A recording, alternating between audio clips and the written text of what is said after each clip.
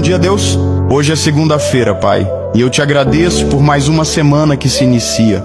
Obrigado pelo fôlego de vida, pela tua misericórdia que se renova a cada manhã e por nunca me abandonar. Entrego este dia em tuas mãos, confiando que o Senhor guiará cada passo meu. Senhor, fortalece meu coração para os desafios desta semana. Dá-me sabedoria para tomar decisões, paciência para enfrentar as dificuldades e fé para acreditar que o melhor está por vir. Que eu possa começar esta segunda-feira com ânimo, com a disposição e a certeza de que tu estás no controle de tudo. Abençoa, Pai, minha casa, minha família e todos que estão ao meu redor. Que haja paz, prosperidade e proteção sobre nós.